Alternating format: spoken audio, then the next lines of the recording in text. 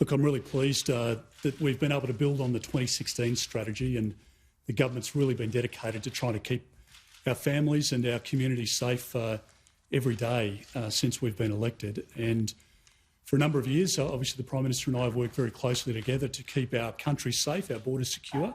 But the threat now online is as real as it's ever been. So if you're at home with your kids today, you're worried about who they're chatting to online.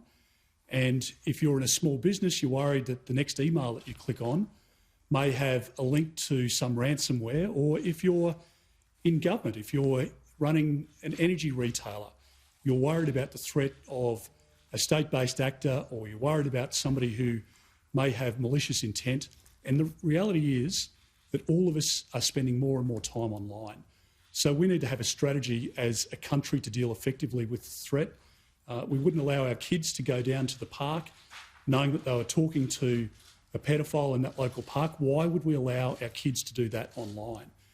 And we know now that the dark web is essentially the sewer of the internet, where paedophiles and other criminal syndicates hang out, exchange images of children, and we are going after those people, and we want to make sure that people hear a very clear message that the government is determined to keep our kids safe, to keep small businesses safe, to make sure that if there is an attack on our telecommunications or our banking or our energy sector, that we have the ability to deal with that threat. We've seen here and elsewhere attacks on all sorts of institutions, overseas, attacks on democratic election processes, and many more examples of the way in which criminal syndicates, particularly during the COVID period, have ramped up their activity to try and target online kids, families, businesses. And so I want to thank very much Andy Penn for the work that he's done, his leadership in the industry body that we brought together to advise and inform this strategy.